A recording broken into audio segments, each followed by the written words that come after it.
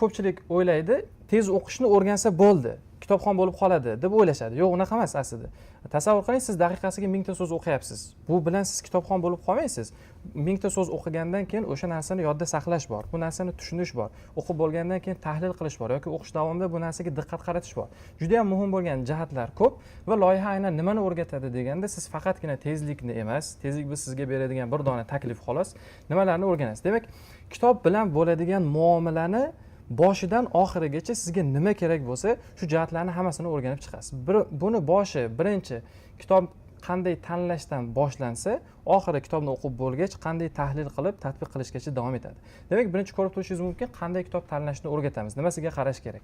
Bundan keyin albatta tez o'qishni o'rganasiz, turli xil texnikalar, ko'z mashqlari orqali, amaliyot orqali natijangizni albatta ko'tarasiz. Hozir o'rtacha O'zbekiston statistikasi 150 ta so'z ekan. Ya'ni O'zbekistonda 10 ta odamdan bir daqiqada kitob o'qishni so'rab bersangiz, 10 tadan 9 tasi 150 ta yoki undan kamroq so'z o'qiydi. Men 120 ta deb eshitgan ekanman.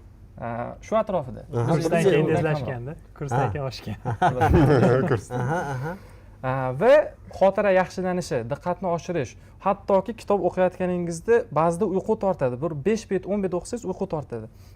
Nima qilsa shu narsa yo'qoladi va oxirgisi kitobni o'qib bo'lgandan keyin chuqur tahlil qilishni siz bilan ko'rib o'tamiz.